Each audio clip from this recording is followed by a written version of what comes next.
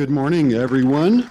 I want to welcome you to UUSF's forum. It's good to see people back again. I think we were off last week, so welcome back. I am Jeff Peckrell. I am one of the three co-chairs of the Human Rights Working Group that presents forum, along with Melvin Starks and Dolores Perez Heilbrunn. And just a few announcements and things. The Human Rights Working Group has a new bulletin board out in the foyer where you're going to see some information about different actions we've done in the past, things we have planned and stuff, like things planned for the future. So we're kind of excited about that.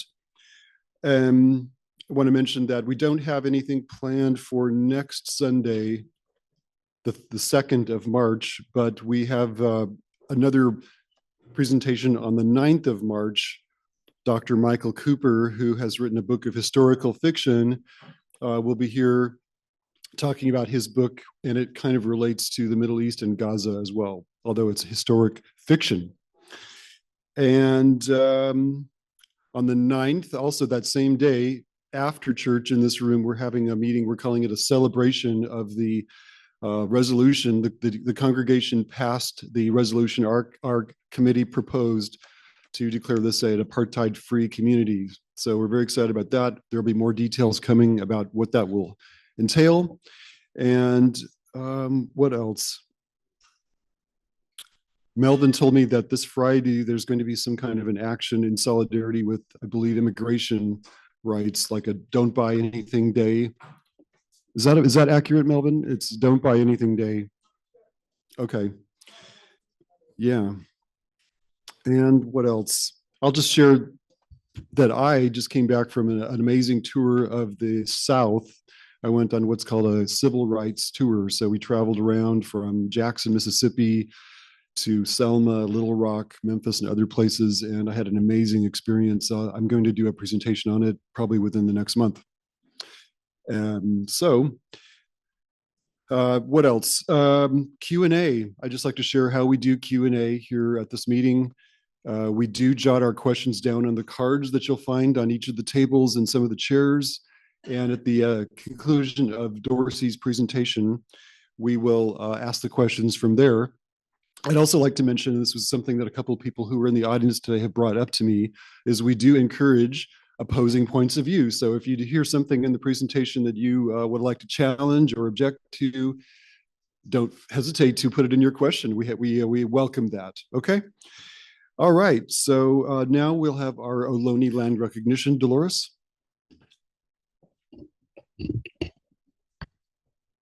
Thank you, Jeff. We, the members of the First Unitarian Universalist Society of San Francisco, acknowledge the Ramaytush Ohlone peoples who were the ancestral custodians of this land. We now pay our respects to the Ramaytush Ohlone elders, past, present, and future, who call this place, the land that our society is built upon, their home. We are proud to continue their tradition of coming together and growing as a community. We recognize that as the original stewards of this land, the Ohlone people and other indigenous peoples have understood the interconnectedness of all life and maintained harmony with nature for millennia. We honor them now and thank them for their enduring commitment to our Mother Earth. Thank you. Thank you so much, Dolores. Okay, I'd now like to welcome to the podium our speaker for today. Dorsey Nunn is an activist for the rights of the incarcerated and the formerly incarcerated. And we over-incarcerate people in this country to a huge degree, which is part of the reason we have him here today. He is the co-founder of All of Us or None, a grassroots movement of formerly incarcerated people, and executive director, recently retired, I believe, of legal services for prisoners with children. And he has written a book that he'll tell us about, which is for sale on the table back there. We encourage you to buy a copy of his book. And Victories, expanding access to employment for the formerly incarcerated. These are all important things. So please welcome Dorsey Nunn.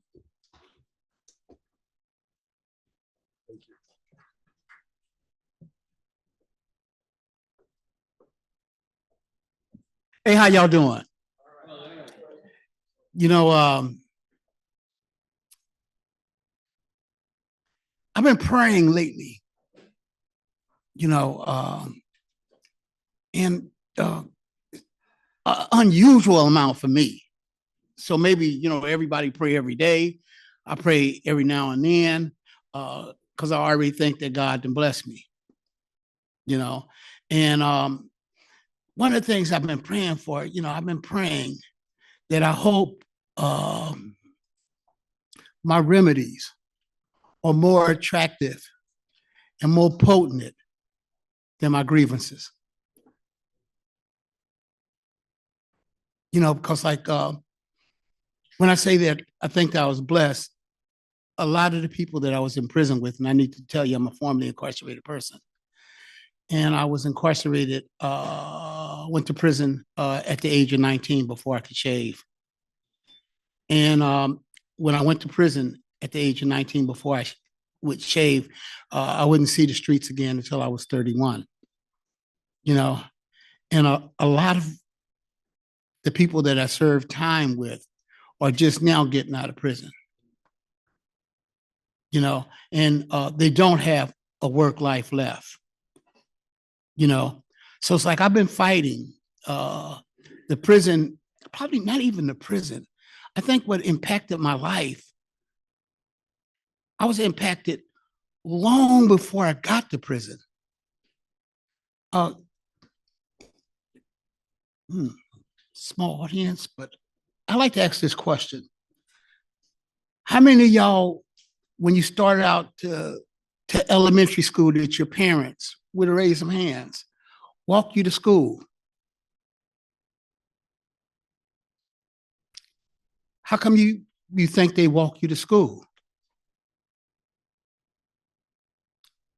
For me, I'm from the peninsula, and I was raised in Menlo Park in East Palo Alto.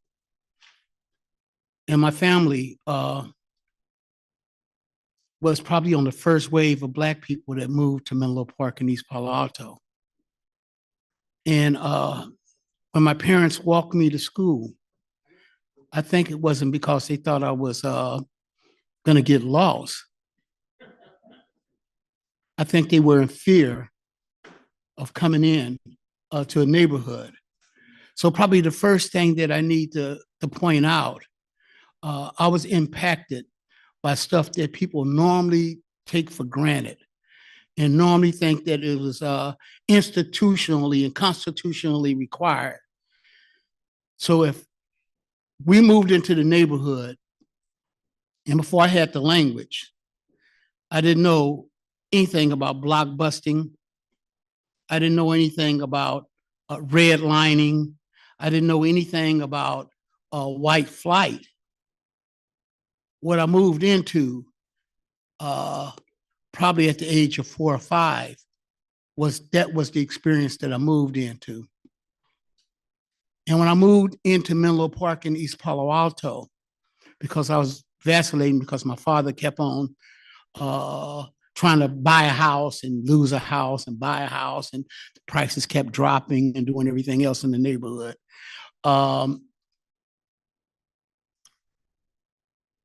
When I moved into Menlo Park in East Palo Alto, the thing that it probably made me think about when I went to prison is the presumption of innocence.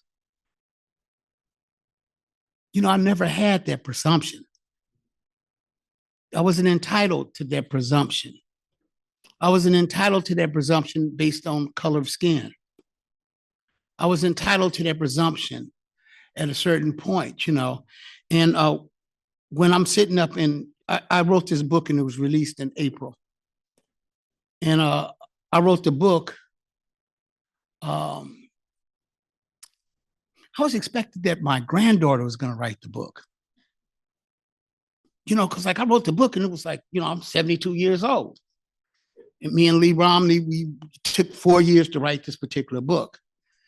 And I did a lot of thinking along the way. I did an awful lot of thinking when I was in prison. And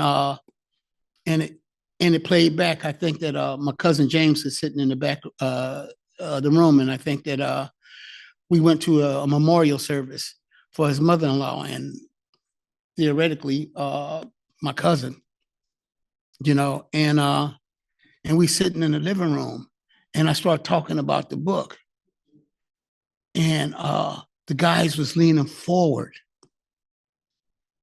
and then pretty soon one of them asked me, "Do you remember your number?" And there was 4 or 5 Black men in the room at that time, and they all had a number.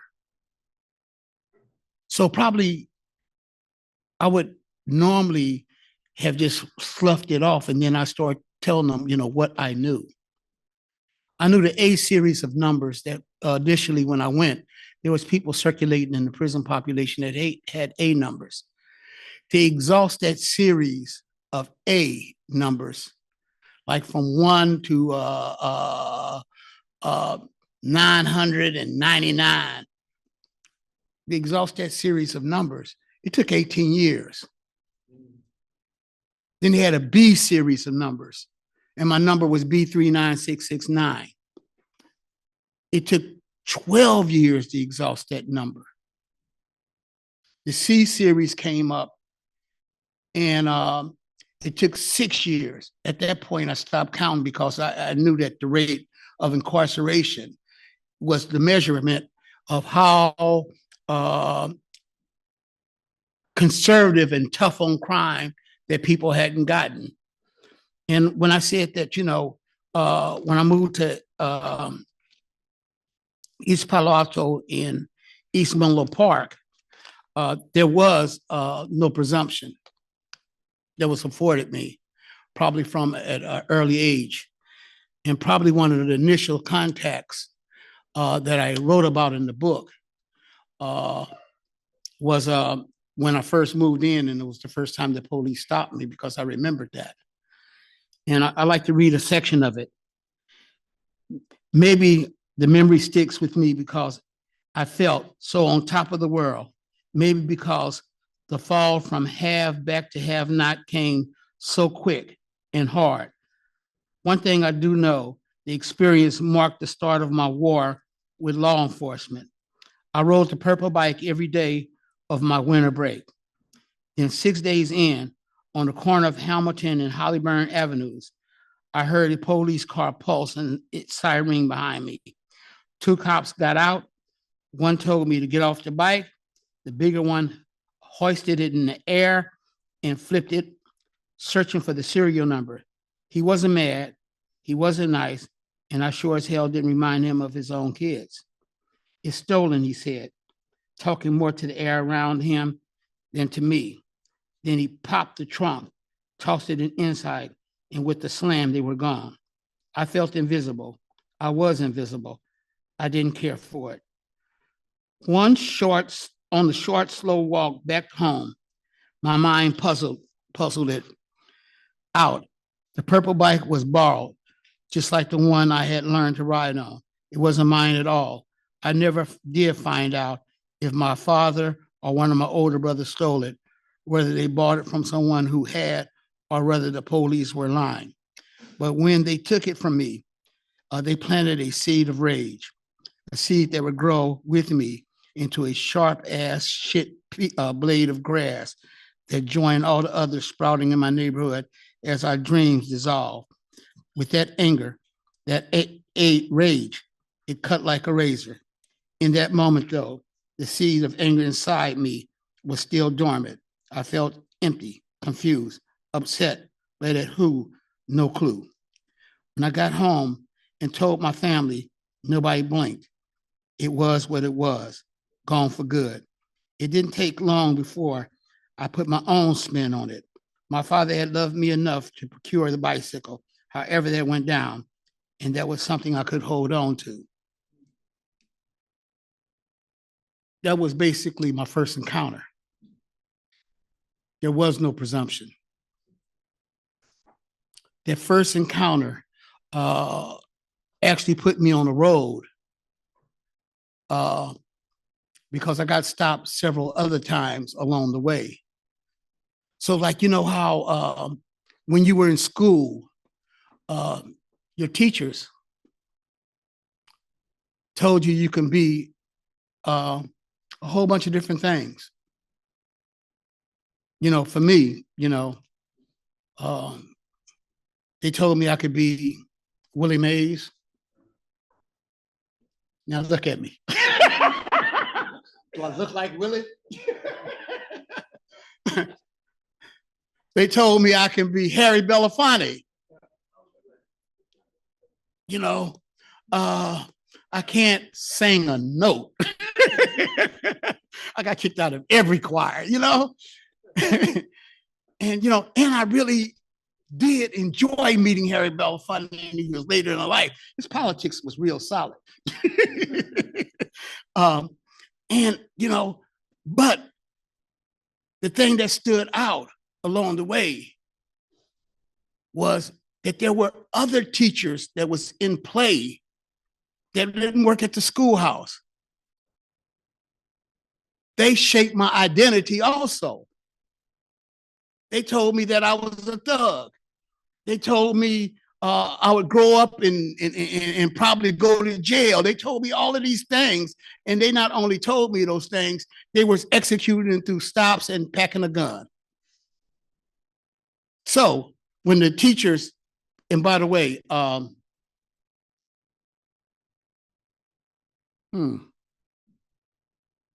when white flight was happening, blockbusting and redlining was happening, what impact did it have on our educational system? Our system was breaking. You know, because like when I showed up in prison, I was reading at the 3rd or 4th grade level. You know, and when I showed up in prison, one of the guys that I had got stopped earlier with, like when we was about 11, I got stopped for picking up a water sprinkler at a school, and I didn't even know it was a water sprinkler. And we was hitting rocks with it and playing like we were baseball players. The police stopped me at the Union 76 gas station on Willow Road. So some of the stops I can even remember where they stopped me at, because I still live in the neighborhood that I grew up in. And at the point that I got stopped, the guy that I was playing with, his name was Nate Harrington. And subsequently, he got taken from his parents and went to a foster care system. Then the next time that I seen him, I was walking in prison and he called me by my name. And by the way, if you're walking in prison and the first day you get there, if somebody call you by your name in a friendly way, it's the best part of English that you want to know. And he talked to me. And then one day I was walking out and I was struggling with learning how to read, you know, and I was reading a Lewis L'Amour book, or attempting to read a Lewis L'Amour book, a cowboy book. You know, they had something in there called the Sackets and all of the cowboy stuff. And I was on my way, and Nate asked me, was I studying to be a cowboy? You know, he was really sarcastic. So, oh man, you studying to be a cowboy, huh, boy? And I was studying, trying to learn how to read. And he was I'm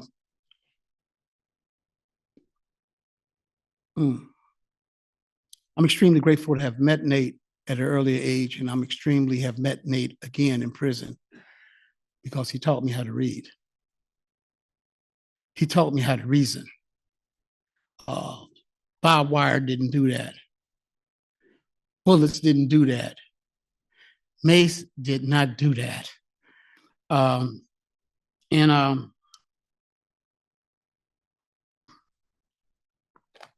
of the things that I thought about when I got to prison, and it's jarring, because like the first countywide Black person that we had elected in San Mateo County happened last year.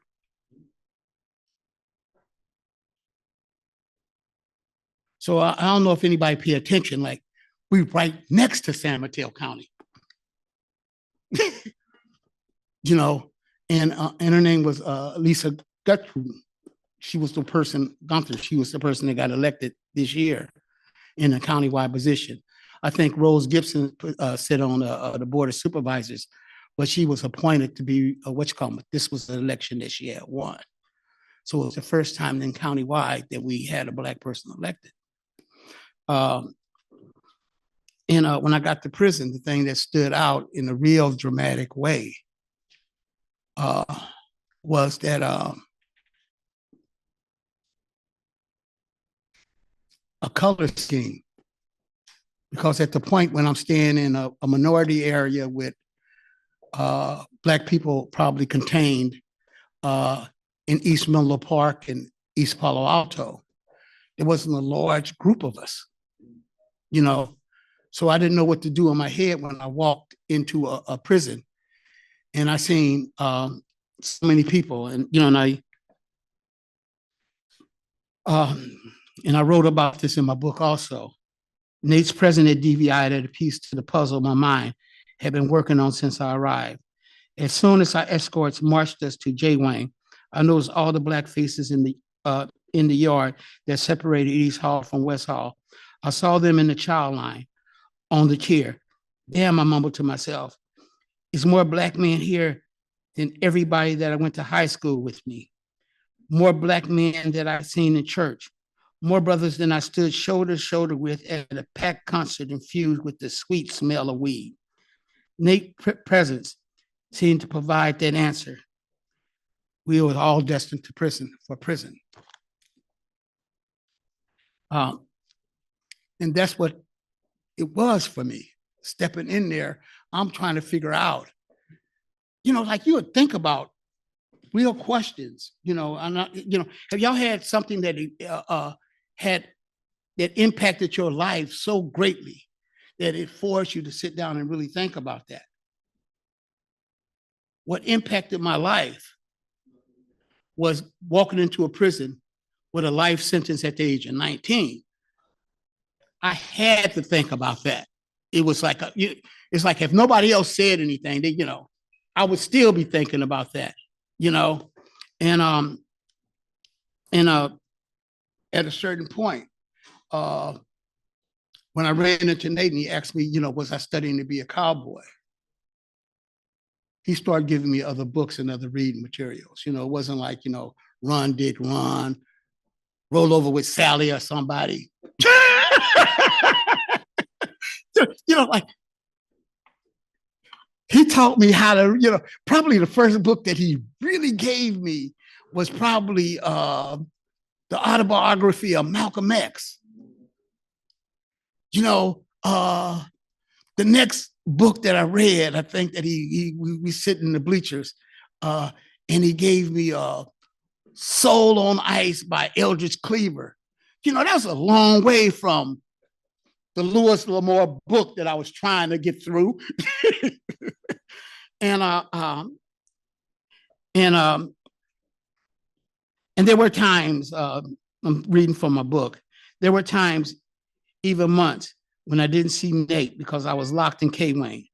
Based on, back on the main line, we'd seek each other out and pick up where we had left off, sitting in the bleachers and on the yard. Come on, man, Nate with Coates, read to me a bit.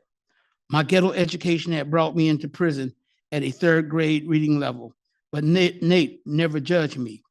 He was a gentle teacher who helped me embrace knowledge without feeling ashamed about the lack of it. Nate could tell right away I was grasping stuff. It wasn't that I was just mimicking. I was having a real opinion about, I got to scratch this word because I'm in the church, the stuff, the stuff that I was consuming. And he appreciated that. After giving me a book to read, he would wait around like an expectant father for a couple of days, and they would jump at me with questions. What did I see in there? How did I arrive at my conclusion? was I willing to pass the book on? He was a great teacher. And like questions I start wrestling with. Suppose I was an asshole.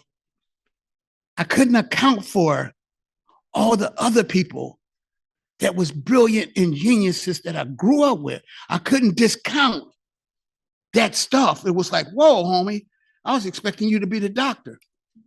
I was expecting you to be the lawyer. I was expecting you to be the mayor. I was expecting all of these things that didn't necessarily happen for us at this point.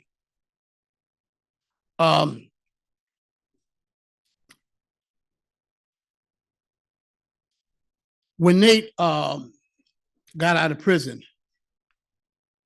and I said that he was really, really smart. He got out of prison without the benefit of high school diploma, attended law school, and passed the state bar.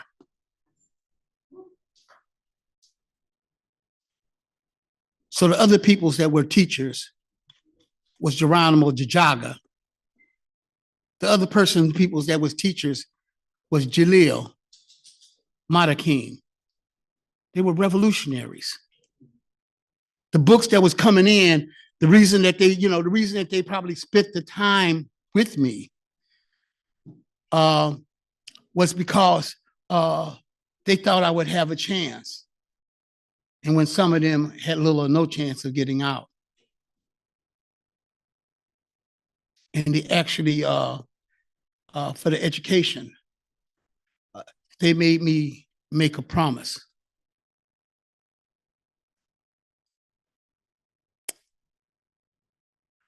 The promise that they made me make was that I would return to the community an asset instead of a liability.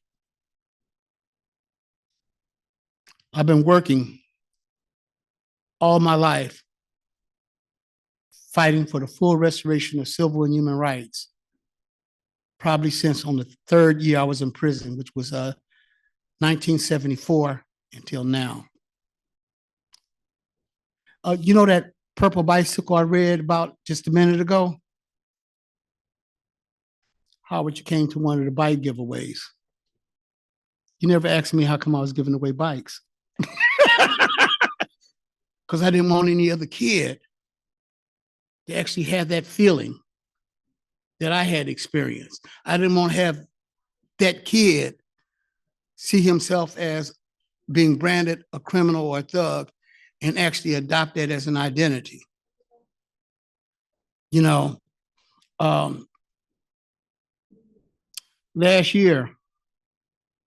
Last Christmas, and I retired in April.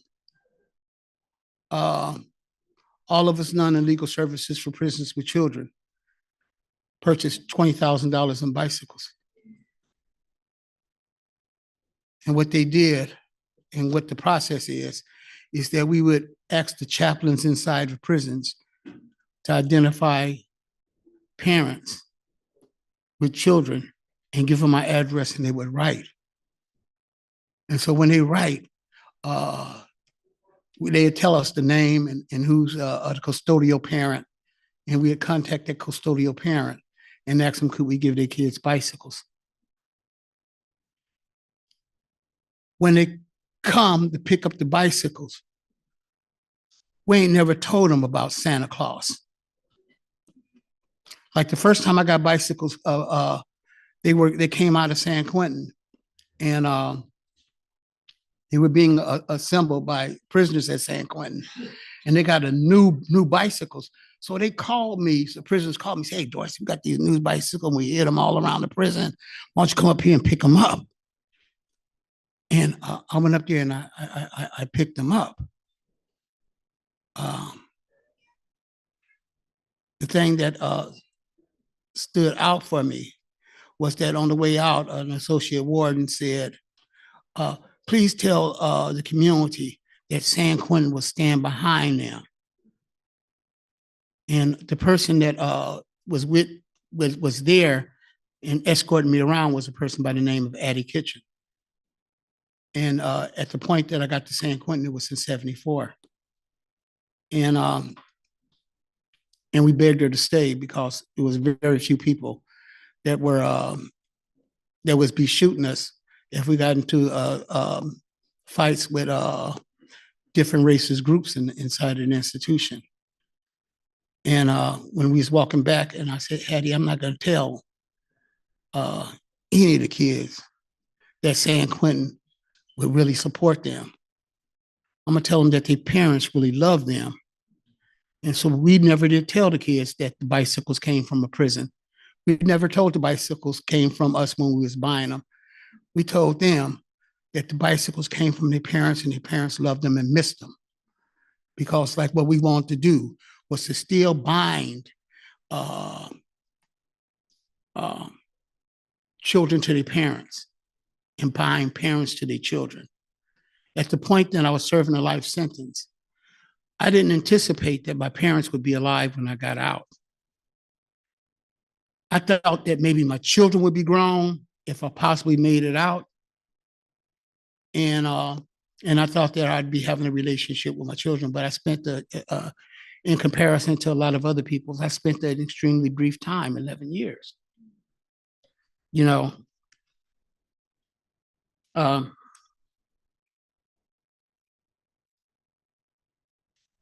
there were times that the humanity that I thought that everybody was entitled to was somewhat disrupted.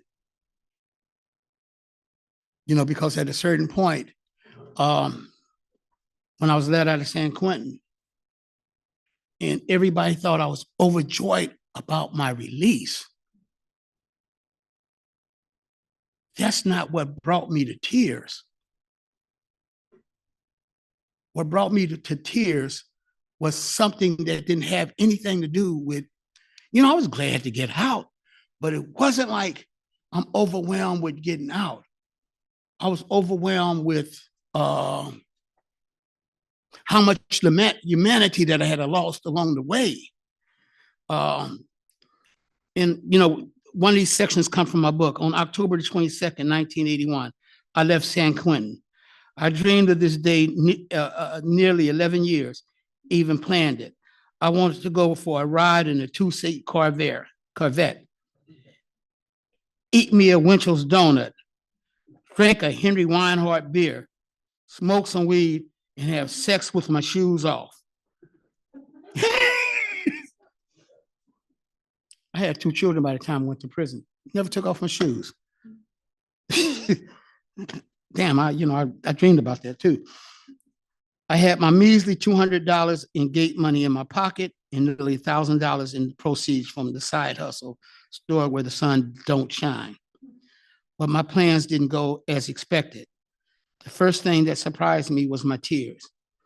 As I passed through the gates to hug Michael Satris on the other side and wait for my ride, I cried for all the times I stayed silent when people in my circle were planning acts of violence, for the hardness of my heart, for Lee, who I begged not to bleed on me on the DVI yard, for Brother Captain, who I snapped at when he was dying.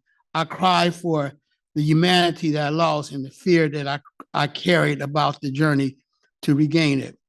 Kathy had found me a studio apartment in East Oakland with a key of my own and no outer door controlled by keepers. She even had a phone hooked up. I could have called some homies and gotten the party started, but I didn't end up chilling in the safety of that space or having a wild sex in a cloud of weed smoke. Instead, I spent the next 2 days on a singular mission to find my son. You know, at the point that they let me out, God, I did a whole bunch of prison stuff. I don't want to do prison porn anymore. You know, because like it's certain things that I think that I need to actually convey that's more relevant to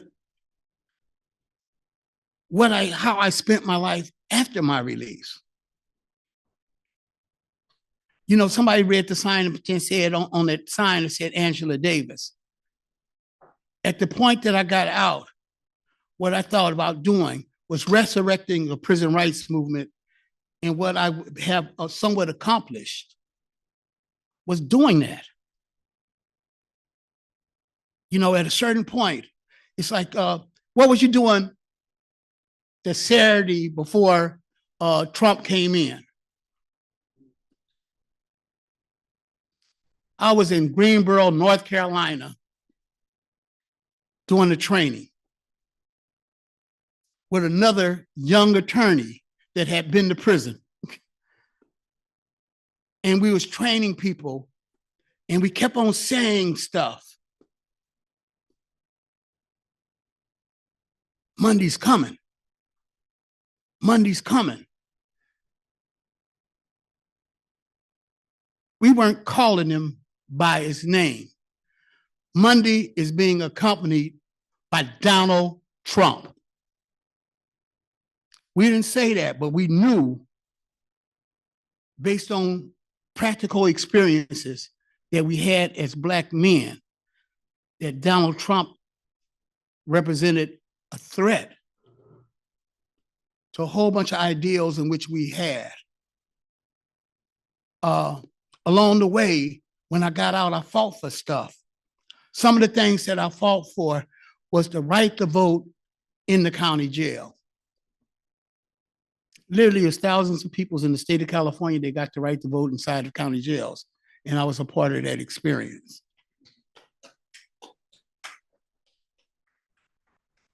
I fought for the right to vote while people were on parole. And by the way, when I was in prison, I haven't met one prisoner that said they was there for voter fraud. You know, I haven't met people like, man, I stole somebody's cow. You know what I'm saying? Nobody ever said, hey, Dorsey, I'm like, hey, I stole the vote.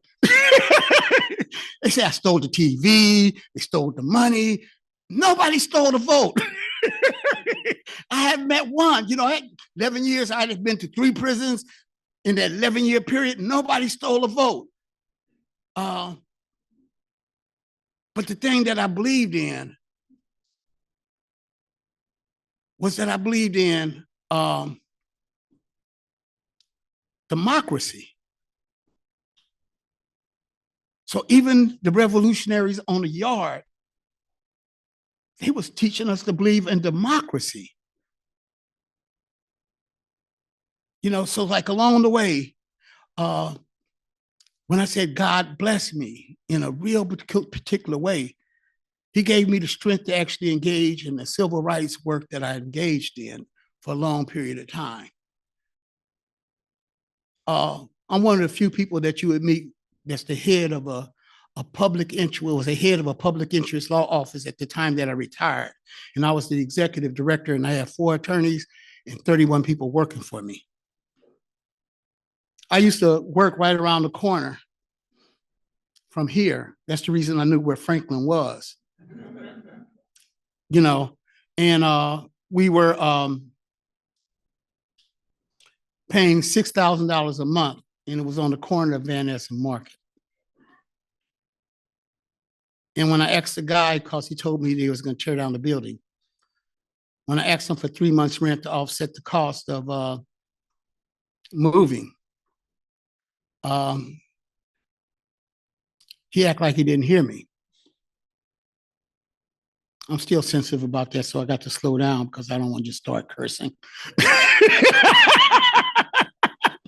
You know what I'm saying? Because I had gave him over rent. I had paid him over the course of 17 years over $1 million. I think $1.2 million or $1.3 million, right? And I told, you know, my right-hand person, which was Hamdia, about time he got down there, you know, this little phone that they give you and you bought, got a computer on it. About time he got down to the lower floor, I had added it up.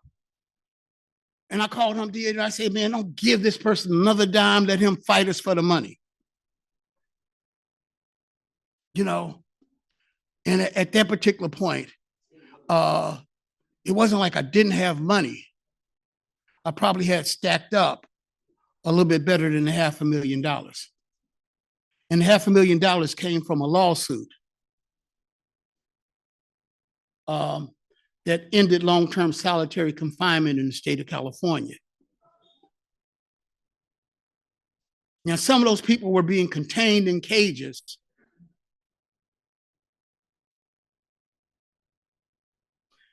based on what they were reading. Fundamentally, Blood in My Eye, a George Jackson book can get you put in the hole for years.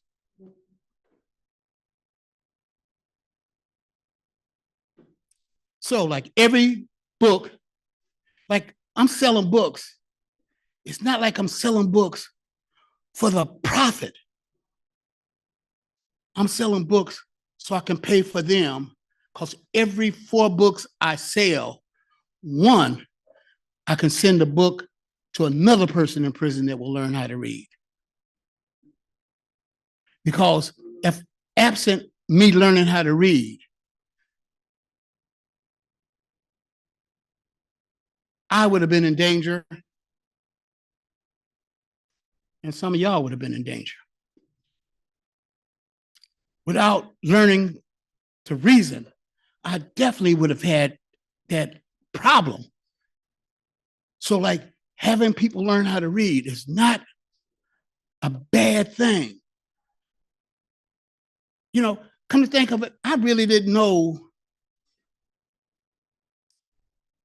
that I was poor until I learned how to read. Then I started figuring some stuff out here. You know what I'm saying? I didn't have a language for the white flight. I didn't have a language for the presumption of innocence. I still don't have an united title to, when I step in, what makes me prepared. I don't think that I got the presumption of rehabilitation, even though I haven't smoked a joint in probably 34 years. I haven't tasted alcohol in probably 34 years. I haven't smoked crack in 34 years. And some of y'all probably didn't hit wine and got drunk occasionally once or twice in 34 years.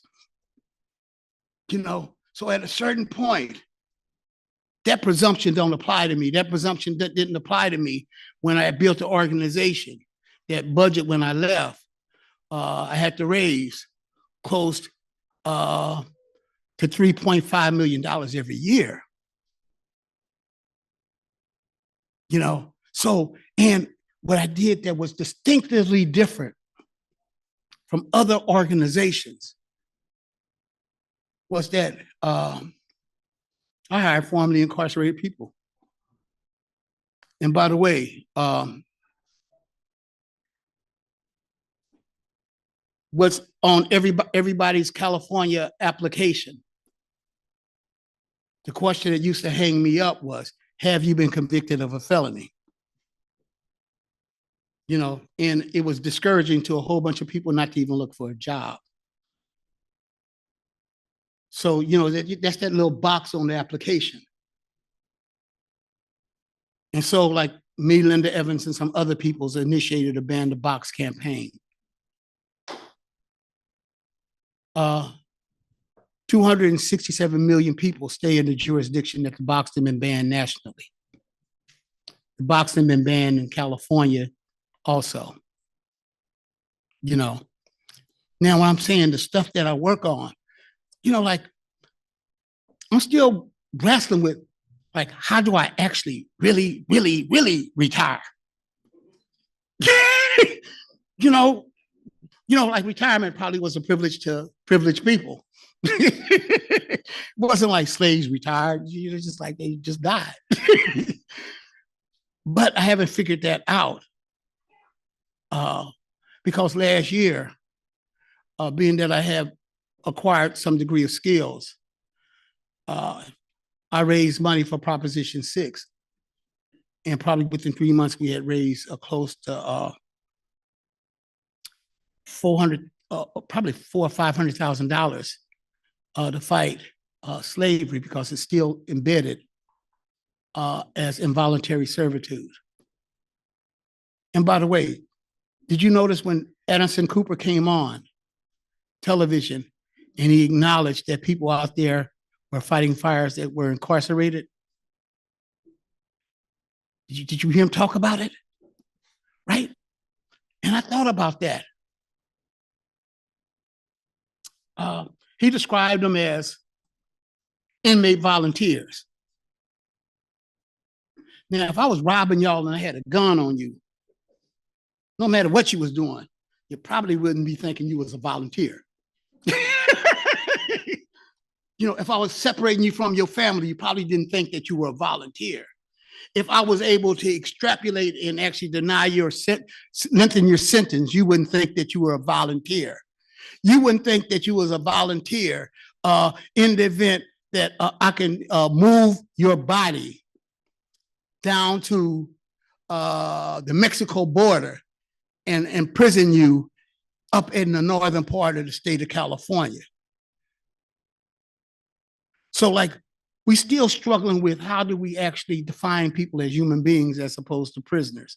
How do we define people as human beings and not inmates? Because like none of the stuff, I think that with the good use of words, it makes things invisible. You know, you never would think that I have a question about in the event that somebody stays in San Diego and we putting them up there by the Oregon border or something. How about me having a thought like, and they working for the state of California, making money for somebody else. How about I get a different definition? How about human trafficking? What happens when I learn how to read? Like when I came home, I didn't start like, all right, I ain't gonna steal again. What happened was like, I said, if I got to steal, I'm gonna do some of that expropriation. It was a different language, a different frame, a greater target, all the rest of that stuff. So at a certain point, what happens when I actually get into my full humanness? And I've known Howard for 25 years. He came to a bike giveaway. The wedding present that he gave me was a popcorn maker to my wife, me and my wife, before she passed. And there's certain things that I know he talked about his grandkids when he first walked in. And at this point, I'm a grandfather and a great-grandfather. None of my kids ever seen me drunk. They just refer to me as granddaddy. They don't refer to me as B39669. You know, and I'm learning remarkably different stuff from them. One of the things that I learned from, I'm sitting up at my great-granddaughter's graduation from junior high school, right? Because they always would ask me, are you remorseful? They never asked me if I understood what is remorse. Okay. And what I learned from my great granddaughter, I'm sitting there writing the book, thinking real hard about what I'm gonna say. And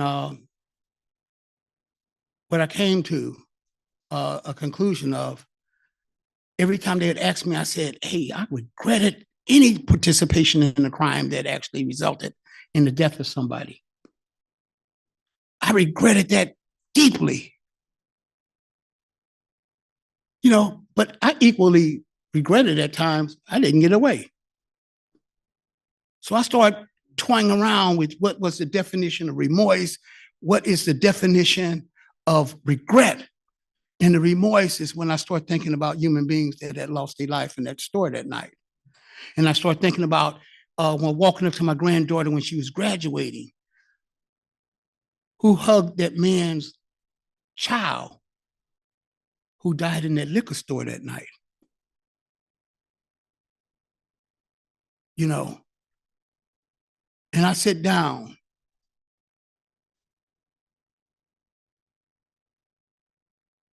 after 30 years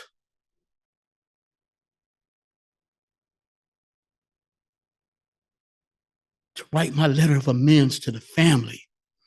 I may not know, I may not think that I owe the state anything,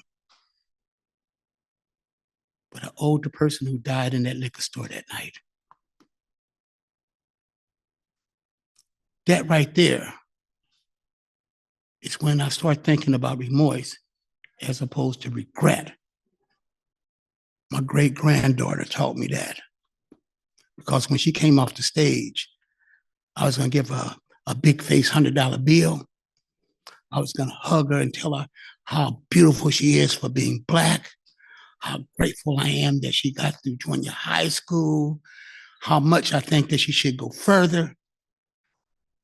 I was also thinking about the family of this other person that didn't have a great grandfather because of the action I've taken. A lot of times when people are talking to me, they don't really recognize that I've impacted their life. You know, because like I think that when I'm hanging out with Angela Davis, we took an obscure term out of a Mike Davis book and taught the country how to say it. And that was the prison industrial complex. We introduced that into public speak. When I think about it, in the fight, we fought to stop shackling pregnant women who were in prison. When I think about it,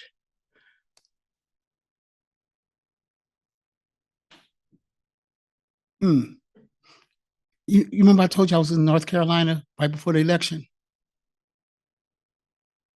And I was there with Daryl Atkinson, an attorney. And he was doing the training and he invited me in to read the book and all the rest of that stuff. Then he asked me, hey, homie, what is your legacy? Right? And I started naming all of the different things that I've engaged in terms of work. That wasn't the purpose that I came home to achieve. Then when I looked up at him and I said, Daryl, you're my legacy. None of these things that was happening in 1981 when I got out. Here's some of the reasons that I think it wasn't happening.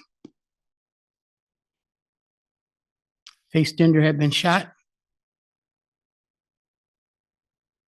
by formerly incarcerated people. Huey P. Newton had been killed by formerly incarcerated people, and the movement had stopped growing.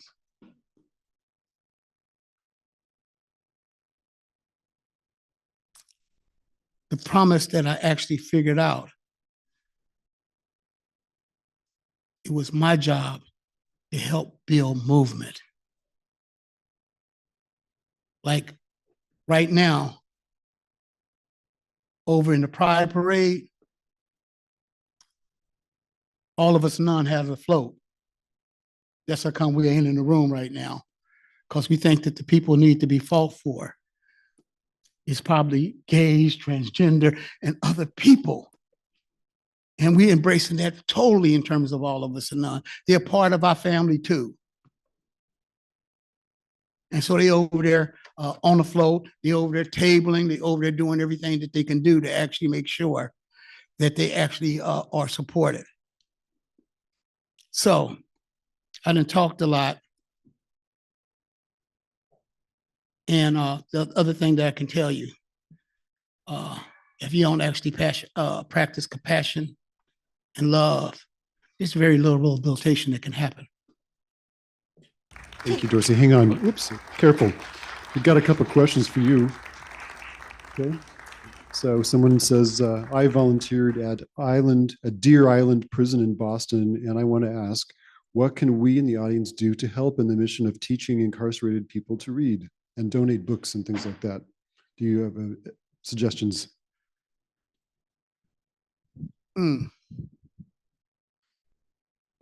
Correspond. Write letters.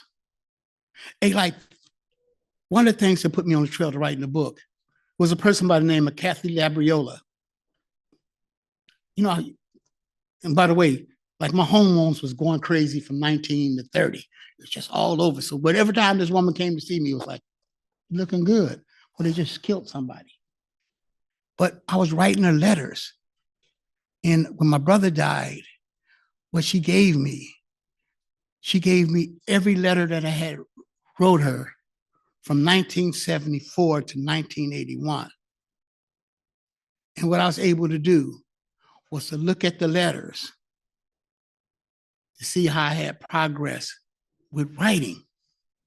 In addition to that, you know, I still was hitting on her most of the time that I was writing her. Even when it's like, how are you doing? You look beautiful.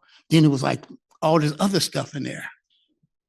You know, there was other stuff in there that included the execution of Harvey Milk, right? I think he got killed by Dan White.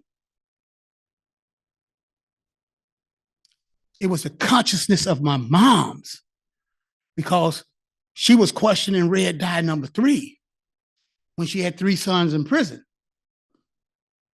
She was thinking like, well, honey, what? What did that? She was questioning that stuff. So like sometimes you have these experiences that you're corresponding with people and they lifting your what's called, like say for instance, in my book, at a certain point, because Kathy was a white radical woman. And I always dreamed of being the first person in the visiting room, that somebody loved me enough to show up first. The day that they showed up and Kathy came to see me and I was first, what they did was took me out the visiting room, strip searched me, drugged me to the hospital, and stuck their hand up my ass.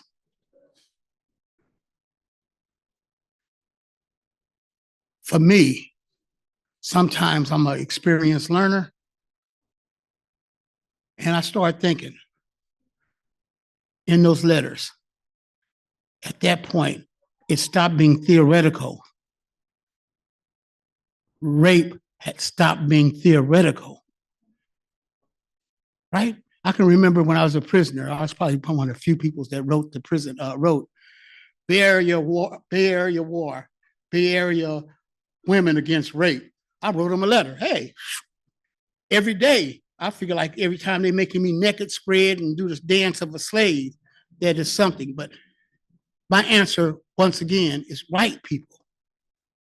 Provide books, provide magazines, provide ideas. I learned, you know, they're going to announce this book is winning awards too. I won the Oakland Pen Award. I won the Golden, I was nominated for the Golden Poppy Award for independent booksellers. They haven't been announced, and they're going to probably announce it tomorrow. And I've also won an award for in the Margin Awards. So the book is like, it's a solid book. And, you know, and everybody, I put up Angela Davis. And everybody said, oh, Angela Davis. The foreword is dear by Michelle Alexander that wrote New Jim Crow. Cornel Wells gave me a blurb because along the way in my struggle, I'm doing all these other things with these other people. All right, I answered that question. Another question? If people want to correspond with prisoners, how can they get connected? Does All of Us or None help with that? Yeah, they can. Yeah, they can. You know, All of Us or None got a website. And not only, you know, like say for instance, like one of the reasons that I wanted to come over and do the presentation at a certain point, you see me emailing you, I thought that I was bugging you and stuff. Not at all. You know, but the reason that I came over, because like, you know, like How many of y'all pick yourself up off the floor when Donald Trump won? We're still trying. Yeah. Right? Now, how about this analysis? Just I picked myself off the floor because I thought we had Proposition 6 on the ballot and we was trying to end slavery, right? I thought it was a good moment for us, right? Because I thought like body autonomy was important because these white women were having a real conversation about they own themselves. So I was thinking about, well, they possibly can see nobody should own me either. I really thought we was gonna win. That's how come I'm out there, hustling money, trying to, do some other stuff. And that right there was a real shock. But at first, I could only talk about it as a loss.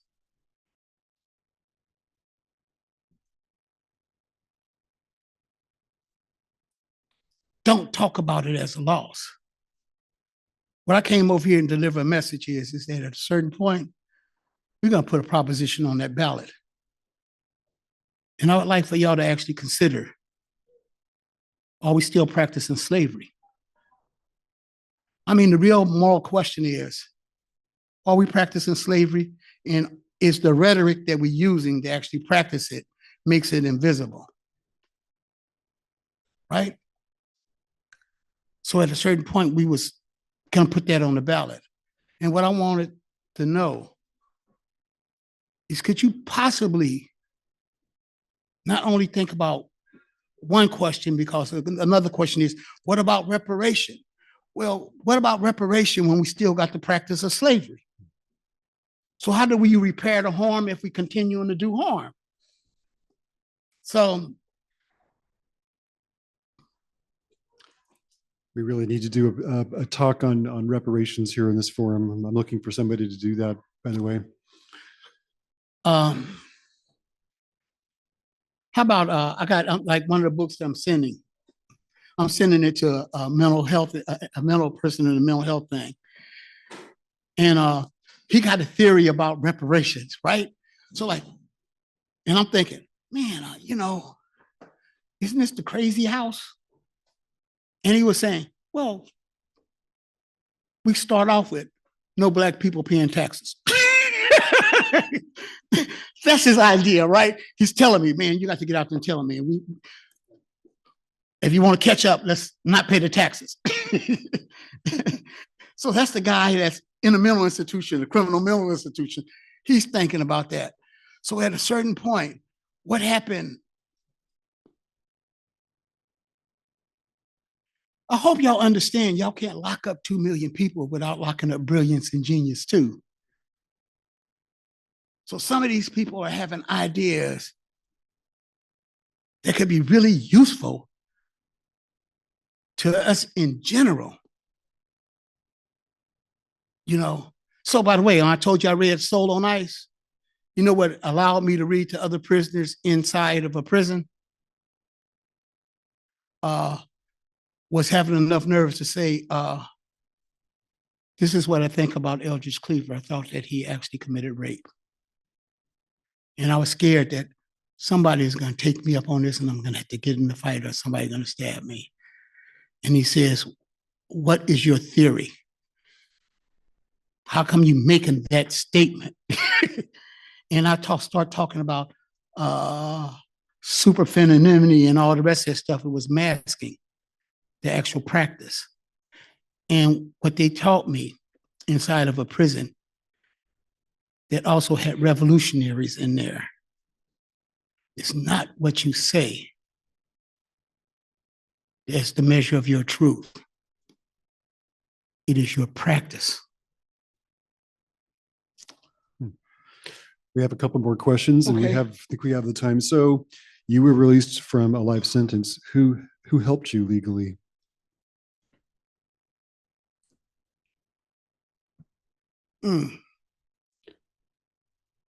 Have y'all ever heard of this entertainer named Patrice Rushen? No.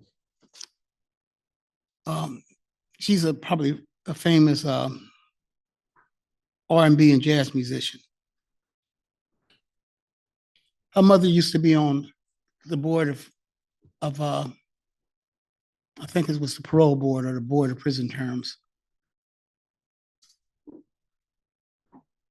And she asked me a different question, and as a result of people investing in terms of reasoning and listening, I heard the question that she asked was different, because they would normally ask me in terms of the measure of remorse was, I'm supposed to have been having tears in my eyes, snot out my nose, and telling on folks. That was somebody else's measure of remorse.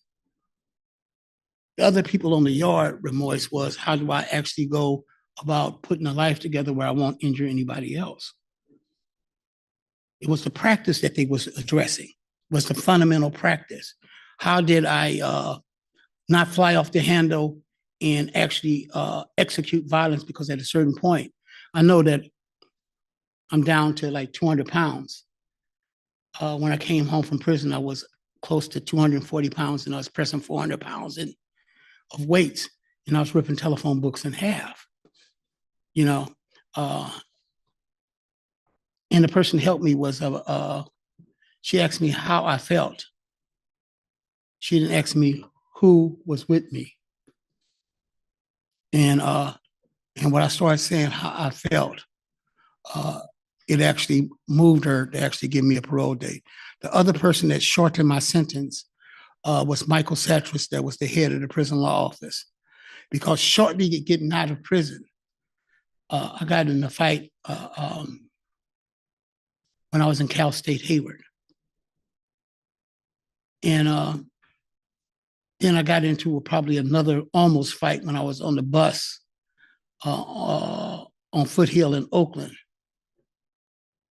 And I learned that I can pull the cord for the bus and get off the bus. And these people were yelling at me, cussing at me, telling me they was gonna kick my butt. And they didn't see how much I enjoyed the experience of being able to just pull that cord, get off the bus, and actually let another bus come along. In prison, you don't probably have the ability not to fight. So I told my sons, because I have sons, I said, if you go to prison, you may not be looking for a fight. Fight could be looking for you. You don't necessarily always have that option. And when I came home, the other thing that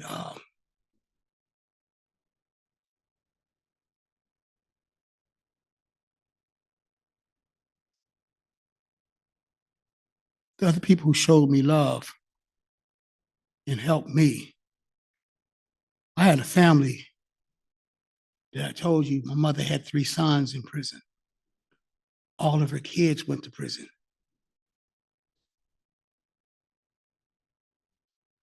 None of my kids or grandkids or great-granddaughter ever went to prison. One got in trouble, and I had the ability to actually influence that sentence. So like when he became an addict, I was doing policy work and I was fighting for the original Proposition 36 that mandated treatment as opposed to prison. I thought he couldn't hear me. When he was getting ready to get sentenced and the district attorney was asking for a sentence form, he looked around because the judge says, as a result of Proposition 36, he cannot go to prison. My son turned around and looked at me. Then I still didn't think that he heard me. Then I took him to a gathering in Louisiana, to a Drug Policy Alliance gathering, and there was a lot of people. And he didn't see me sitting in the back room. And what he started doing is regurgitating a whole bunch of the things that I had told him. And I know that he had heard me even when he was loaded. So like Michael Satras helped me. I think Michael Satras helped me when I got into that fight. And I came over and I told him, I said, I got into a fight. So for the next 6 years that I got out of prison, I worked 100 yards from the prison that I got out of. And my job was helping sue people for violating the human decency and the rights of other people that was incarcerated. It took me 3 years to get back in prison in order to do interviews. When I came back in prison, nobody knew that I was out of prison. They started asking me, hey man, can you point for me? I said, man, I'm on the streets. I'm a paralegal. For heaven's sakes, let me keep the job. So it's like, Michael Satras helped me. Kathy Labriola helped me because she wrote and she came to visit me every 2 weeks for 7 years.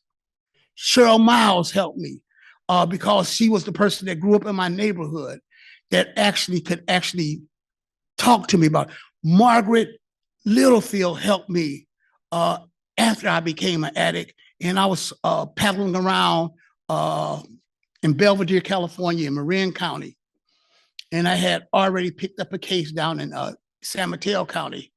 You know what class issue is? A class issue for me was I knew enough people that were white when the court got to sentencing, right? All the white people I knew came. And they said I was an all right guy. I could have brought a different group of black people, and I don't think that the outcome would have been the same. Yeah, go ahead. It's that presumption of innocence thing that you talked about at the beginning of your talk, right? Yeah, it's not only the presumption of innocence. You're not only dealing with the question of race right now, you're dealing with the question of class. So whoever was standing in that line behind the President Trump when he did his thing, they were standing in a line in front of theoretically his cabinet. That's a question of class. Every one of them was rich. Every one of them started actually talking about DEI, and they started actually responding to what that idiot was saying. So probably all the work that we went into actually building the civil rights movement is being dismantled right now. So all the work that we did in terms of women's rights is being dismantled right now. Question of abortion is not just a question of not having a baby, it's a question of economics. I'm sorry, I'm beginning to preach. You're speaking your truth. Thank you for doing that. Yeah. You know what I'm saying? Because like at a certain point, what happens?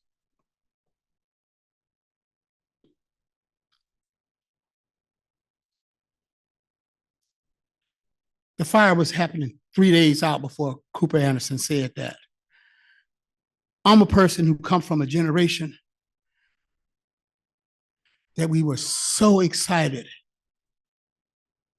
to have a black person show up on TV.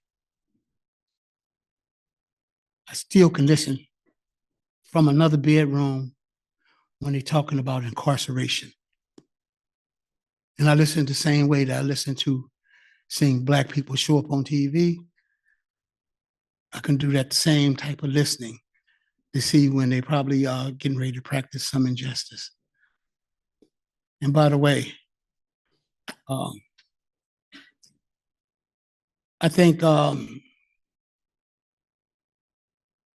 Biden let Leonard Peltier go. He released him, right? The very, very last thing he did, right? So I was just told probably a couple of days ago